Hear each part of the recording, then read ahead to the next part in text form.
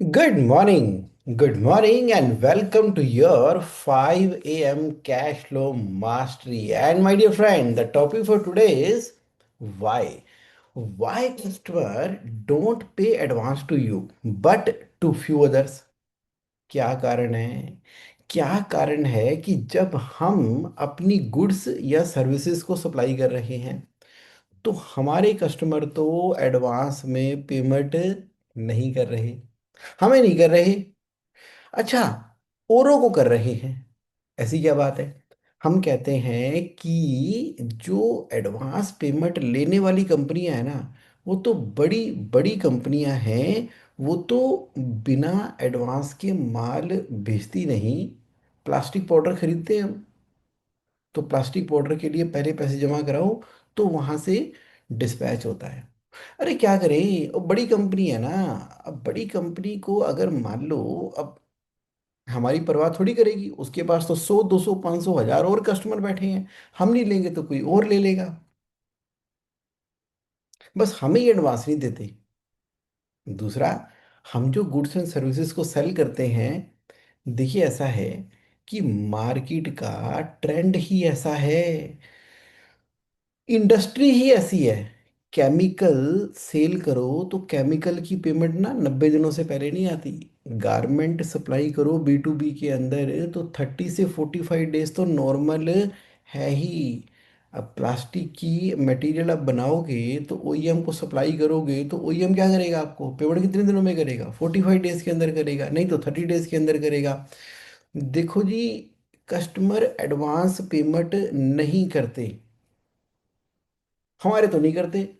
हम तो सप्लाई करते हैं, फॉलोअप करते रहते हैं, हमारा तो कोई एडवांस पेमेंट नहीं करता। इंडस्ट्री का कल्चर ही नहीं है जी। अच्छा, 10 और कंपटीटर बैठे हुए हैं, अब सामने वाली पार्टी हमसे क्यों खरीदेगी? हमसे तो खरीदेगी ही नहीं ना, क्योंकि हम उसको बोलते हैं कि एडवांस दे दे। सेम चीज़, सेम मटेरियल, सेम बढ़िया, और 4 5 10 20 फैक्ट्रियां हैं। वो तो नॉर्थ इंडिया में है, नहीं तो ईस्ट में है, नहीं तो वेस्ट में, नहीं तो साउथ इंडिया में है, सेंट्रल इंडिया में है।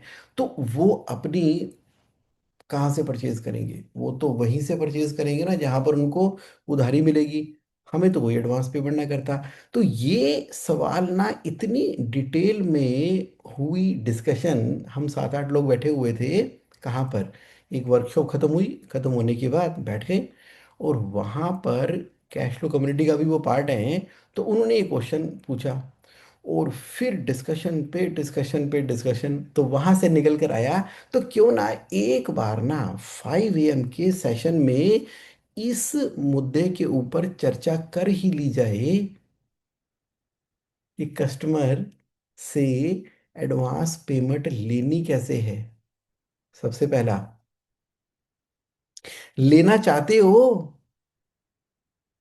मतलब मतलब ये कि जो आप प्रोडक्ट सप्लाई कर रहे हो, और अंदर का जो बिलीफ बिलीफ सिस्टम बना हुआ है कि मैं छोटी कंपनी और वो बड़ी कंपनी, तो बड़ी कंपनियों का नाम होता है, गुडविल होती है, और उन्हीं को ही मिलते हैं, हमें नहीं मिलते और ना ही हमें मिल सकते हैं। तो बिलीफ सिस्टम पहला तो ये है।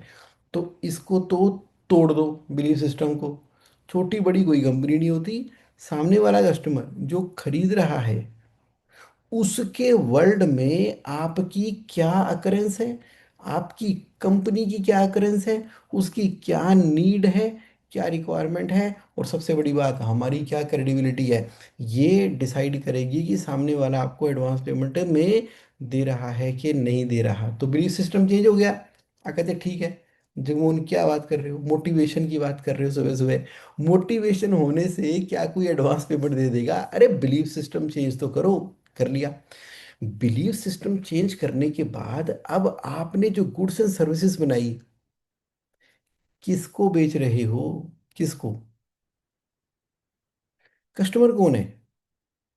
यानी कि जो आपका प्रोडक्ट और सर्विस है, अगर वो पूरी तरह से कमोडिटी है, और जिसको आप बेच रहे हो उसके पास 36 तरह के और ऑप्शंस अवेलेबल हैं, तो भाई आपको वो एडवांस पेमेंट क्यों देगा? पहले तो ये बताओ। इसको तो छोड़ ही दो कि मुझे कस्टमर से एडवांस पेमेंट लेनी है। आप ये बताओ, कस्टमर देगा क्यों उसको कम से कम एक रीजन तो पकड़ाओ। कस्टमर क्यों देगा? क्या रीजन है उसका? करे जुगमन, बात तो सही है। यानी कि सारी की सारी चीज हमें कहाँ से देखनी पड़ेगी? कस्टमर के पॉइंट से देखनी पड़ेगी। अब वो कस्टमर है कौन? अब आपने देखा होगा कि कई बार क्या होता है कि एक स्पेसिफिकेशन जारी कर दी जाती है। पहले तो खास तौर पे ना ये गवर्नमेंट कॉन्ट्रैक्ट में होता था, अब तो प्राइवेट के अंदर भी हो गया है। जैसे जूता बनाने वाली कंपनी है, अब एक पार्टी है आपकी जो कि बैठी हुई है यूएसए के अंदर।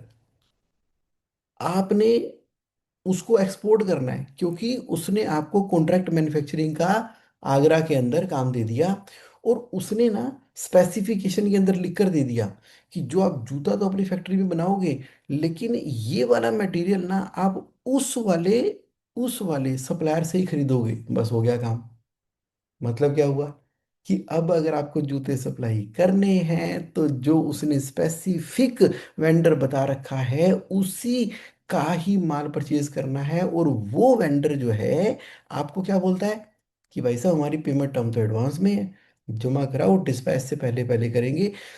इसका मतलब है कि उस वाले पर्सन ने क्या किया हुआ है, अपने प्रोडक्ट को अप्रूव्ड करवा के, रिकमेंड करवा के उसकी पीओ की लिस्ट में डलवा दिया है। ऐसा ही होता है ना कई बार गवर्नमेंट कॉन्ट्रैक्ट के अंदर भी। देखो जी, उस वाले प्रोजेक्ट के अंदर जितने भी एसी लगेंगे वो डाइकन के एसी लगेंगे, या वहाँ पर जो इंटीरियर वर्किंग होनी है, जो वायरिंग होनी है और जो वायरिंग की जो केबल होगी वो भिवाड़ी की उस वाली कंपनी की ही होनी चाहिए।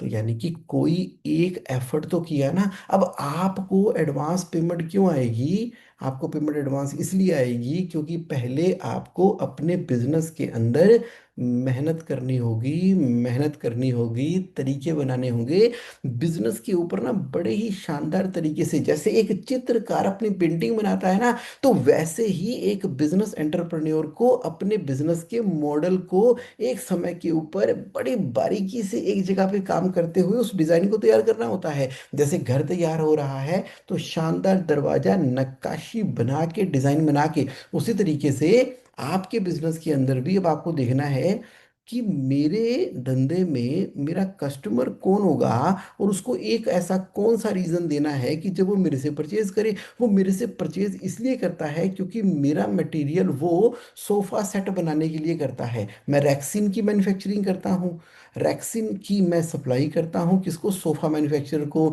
जूते बनाने वाले को। लेकिन जो जो बनाते हैं, जो मेरे से खरीदते हैं, उन्होंने आगे जिसको सप्लाई करना होता है, मैंने उन्हीं की लिस्ट में जाके अपना अप्रूव्ड वेंडर में करवा दिया। पहला, बिलीफ तो लेके आओ कि मेरे को एडवांस पेमेंट मिलेगी। दूसरा, उसके लिए एक रीजन आइडेंटिफाई करना है जिसकी वजह से कस्टमर आपको एडवांस के अंदर पेमेंट दे। कुछ लोग इसलिए भी एडवांस में पेमेंट देते हैं क्योंकि आपने उसको कैश डिस्काउंट ऑफर किया हुआ है। करो ना, कर दो।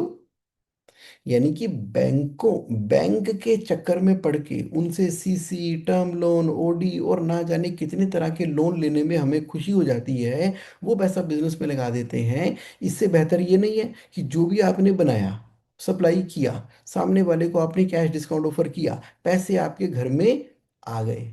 आ गए पैसे आपके घर में, बढ़िया। तो आप कह रहे हो कि कैश डिस्काउंट देने से तो मेरा प्रॉफिट कम हो जाएगा। अरे प्रॉफिट कम ज्यादा क्या होता है? प्रॉफिट तो प्रॉफिट होता है। प्रॉफिट ज्यादा करते हैं अभी। अगर मान लो आपकी इन्वेंट्री टर्न तेज हो गई, इन्वेंट्री टर्न तेज हो गई, जल्दी पैसे आते हैं तो आप उस पैसों से और माल खरीदते हो, बनाते हो, फिर सप्लाई करते हो, फिर पैसे घर में आ जाते हैं। फिर उससे माल खरीदते हो, बनाते हो, फिर पैसे घर में आके सप्लाई करते हो। तो इस तरह से आप क्या करते हो कि पैसों की कभी थोड़ कमी पड़ती नहीं है आपके पास। तो हमेशा सप्लाई के टाइम पर कैश डिस्काउंट के ऊपर आपने ये वाला रेट डिसाइड किया हुआ है, तो तेजी हो गई है। अगर आपका मार्जिन 1,000 रुपये का है, आपका मार्जिन 1,000 रुपये का है, और आपने 5 बार रोटेशन की, तो 5,000 रुपये कमाएंगे। और अगर आपका मार्जिन 800 रुपये का हो गया और आप 10 बार कमाए घुमाएंगे, तो आपका सीधा सीधा सा गणित है, 8,000 हो गया। तो इन्वेंट्री टर्न तेज हो गई। और और कैश डिस्काउंट के केस के अंदर क्या हुआ, जो आप दे रहे हो जिसकी लालच में कस्टमर आपको एडवांस में पेमेंट दे रहा है, तो बस आपके घर में पैसा रहता है। तो ये कैश डिस्काउंट वाली स्ट्रेटजी जो है, आप पुरानी पेमेंट निकालने के लिए भी कर सकते हैं, एग्जिस्टिंग वाली भी कर सकते हैं। तो क्या मतलब हुआ, belief system okay, approved vendor okay, cash discount customer को देते हुए ओके, और जरा रीजन आइडेंटिफाई करना, रिलेशनशिप, वो कहाँ है, रिलेशनशिप, यानी कि जो आपका कस्टमर है ना, आइडेंटिफाई करो। दुनिया में ना आपको तीन तरह के कस्टमर मिलेंगे, हमेशा हमेशा हमेशा आपको ना अपने कस्टमर की प्रोफाइलिंग करनी होगी। तो आपके इंटरनल सिस्टम होना चाहिए, जब सेल्स टीम जाती है, बातचीत करती है, आइडेंटिफाई करती है, तो कस्टमर की जब प्रोफाइलिंग करेंगे, तो बहुत सारे आपको कस्टमर्स ना ऐसे मिल जाएंगे मार्केट के अंदर, वो बोलेंगे कि भैया मुझे ना इस पैकिंग के अंदर, यानी कि इस टर्म्स एंड कंडीशन के अंदर तो मुझे माल चाहिए मेरे घर में। आप कहते हो कोई बात नहीं, हम कर देंगे। आपको बड़ी क्वांटिटी नहीं, छोटी क्वांटिटी चाहिए, ओके। आपको पैक किया हुआ माल चाहिए, ओके। आपको अपने घर में चाहिए, आपकी फैक्ट्री के अंदर चाहिए, ओके। और आप जब भी ऑर्डर करो, आपको 3 दिन के अंदर अंदर वो माल मिल जाए। आप कहते हो कि आपकी जहाँ पे फैक्ट्री है वहीं पर भी मैं एक वेयर हाउस बना दूँ, और जैसे आपको रिक्वायरमेंट हो और वहीं से मैं आपको सप्लाई कर दूँ, ओके। लेकिन सर ऐसा है, ये आपकी सारे नखरे, सारी कंडीशन मैं फुलफिल करने को तैयार हूँ, बस सर मेरी एक छोटी सी कंडीशन ये है कि आप ना पेमेंट एडवांस में किया करो। सामने वाला कस्टमर कहता है ओके, क्योंकि वो ना पहले से ही दुखी है, परेशान है।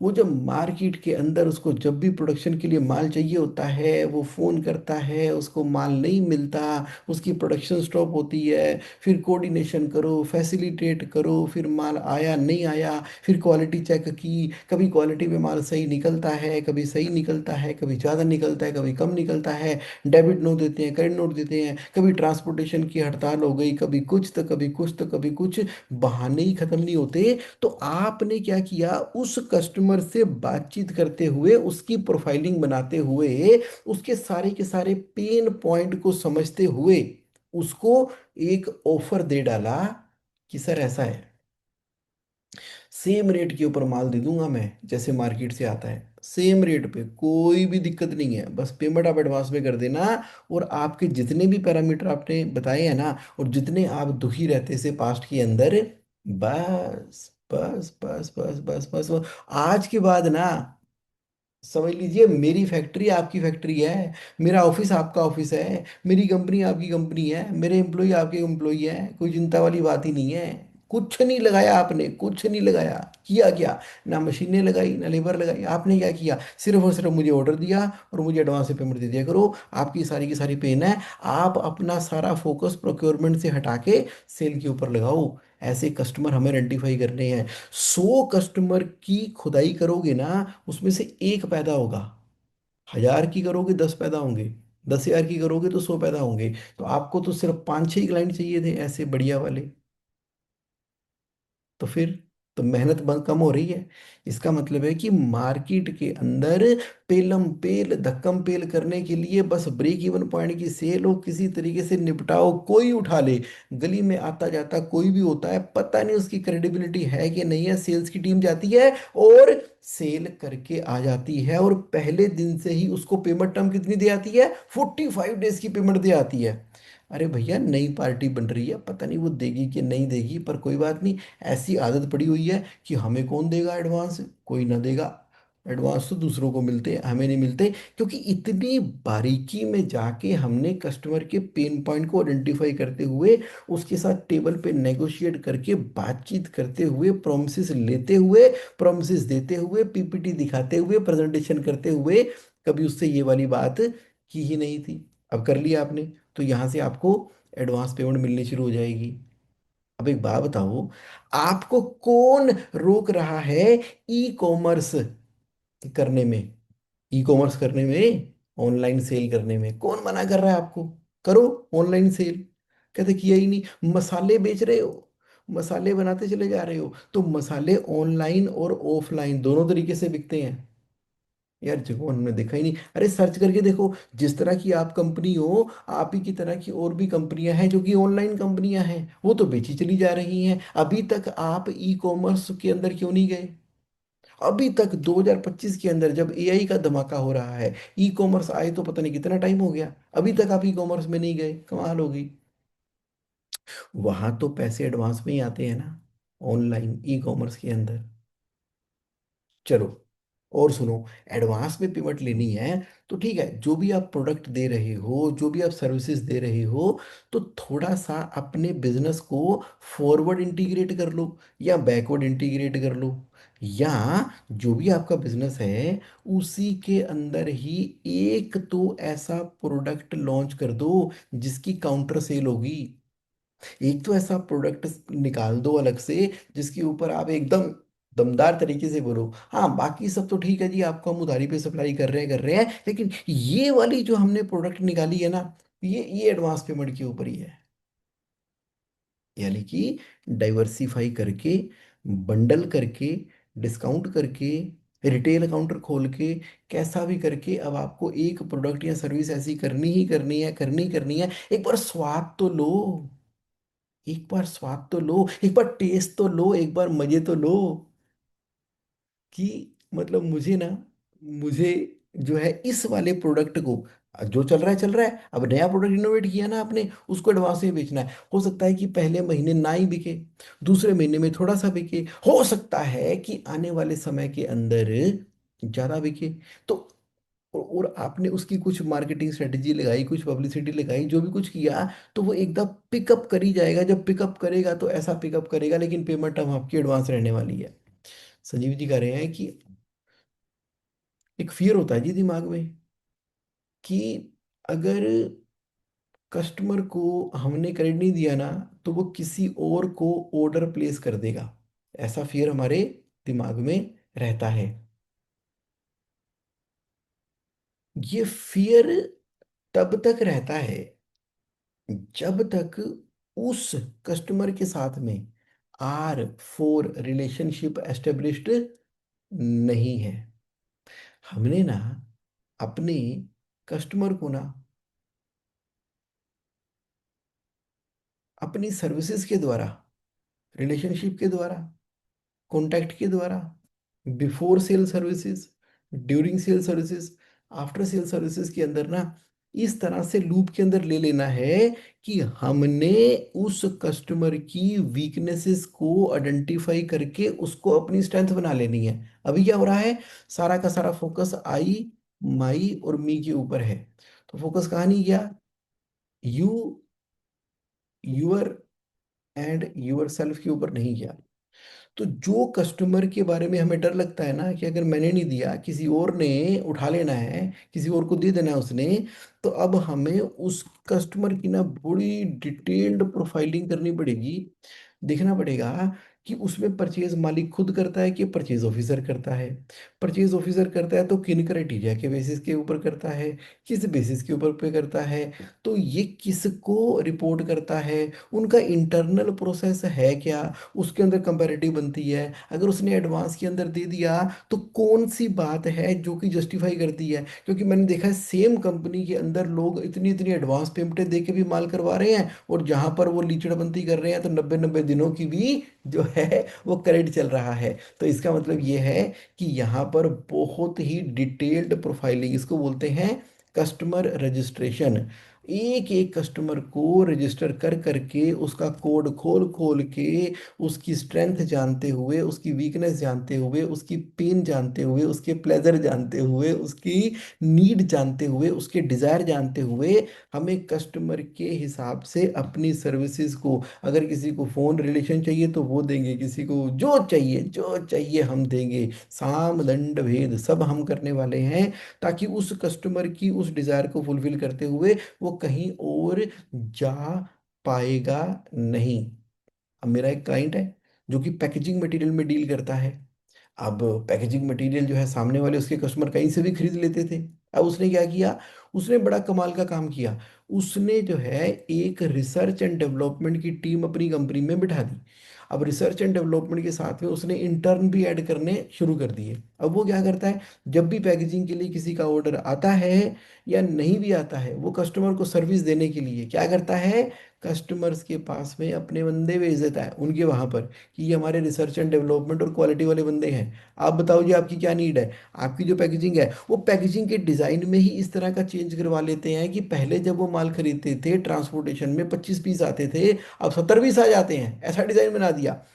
बॉक्स ही ऐसा बना दिया जिसके अंदर माल रखा, उसके वहां पर सप्लाई कर दिया। अब उसको अलग से स्टोरेज करने की जरूरत ही नहीं है। अच्छा, वो हमसे माल खरीदता है, उसके ऊपर हैंडल लगा दिया ताकि हैंडल के द्वारा उसको वहां पर आने जाने में भी आसानी हो जाए। ऐसी छोटी छोटी छोटी छोटी माइन्यूट तरह के बेनिफिट और वो चीजें दे दी, जिसकी वजह से कस्टमर कहता है कि चलो ठीक है यार, ये पैसे तो एडवांस में मांगते हैं कोई बात नहीं, लेकिन जिस तरीके से ये पेन लेके हमारी चीजों को सप्लाई कर देते हैं ना, कमाल है। आप कह रहे हो कि जुगमून यार तुम तो कस्टमाइज प्रोडक्ट की बात कर रहे हो, मैं तो क्वालिटी में डील कर रहा हूँ।